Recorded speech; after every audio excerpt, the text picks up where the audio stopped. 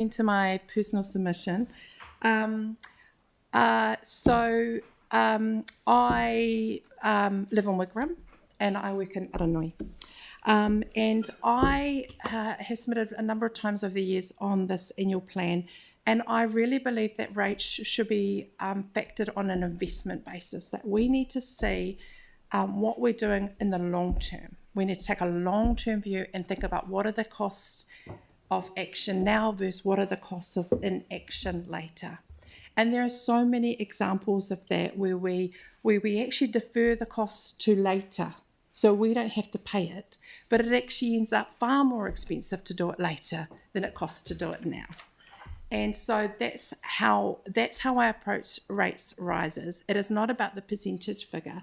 It is actually about taking this long-term view about the city we want to see achieved.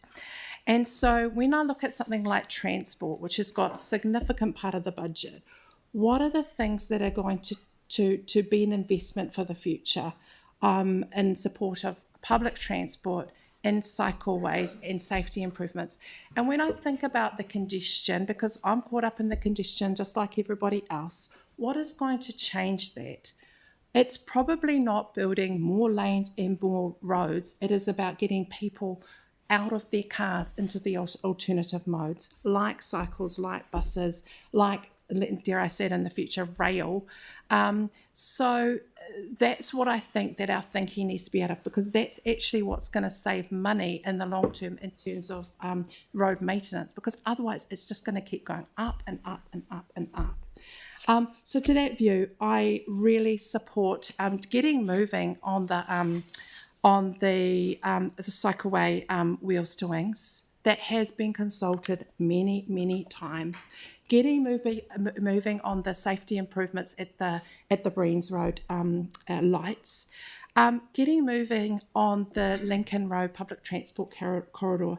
Now, I regularly drive down Lincoln Road. It actually fills me with horror to think about the roadworks that will happen while they're building these kind of public transport corridors. But I know when I take a long-term view, this is going to be better for all of us in the long term. And so that's my thinking. The same as the water network. The reason why we have had such issues with our pipes is we have not invested enough in them. We have not taken a long-term view. And so I support actually saying what needs to be doing and just sucking it up. Because who else are we going to put the cost on? Our kids.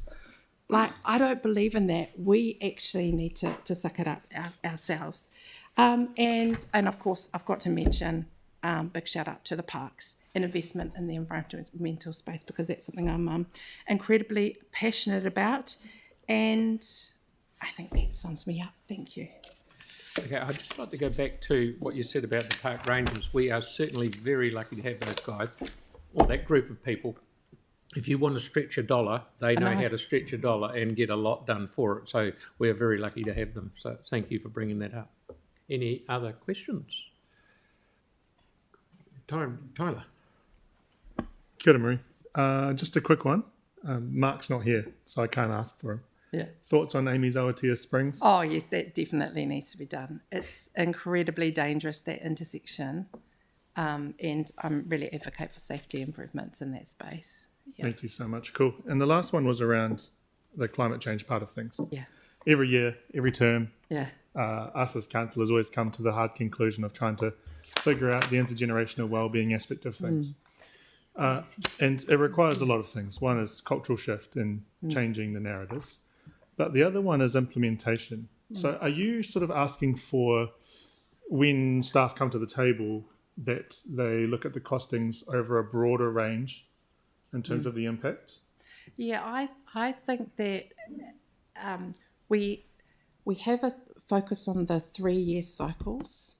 And, when you think about the long-term plan, that's only ever 10 years, and then you're revising it every 3 years. We need to be thinking 30, 50, 100 years out. What is the kind of city that we want, and how are we going to get there? Because a lot of this infrastructure will last that long. And climate change is a perfect example of this long-term thinking. What is it going to be when we've got the sea level rise that is predicted? Yeah, and I know there's some work done around Kokodarata, which is amazing, but we're not going fast enough we're racing to catch up with the changes that are happening. We need to be doing that like 3 or 4 times fold. I think we're far too slow on thinking long term. Yeah. Thank you, Marie. Kia ora. Thank you very much. Thank you for the opportunity and a late night for you guys. No. Well, we haven't finished yet.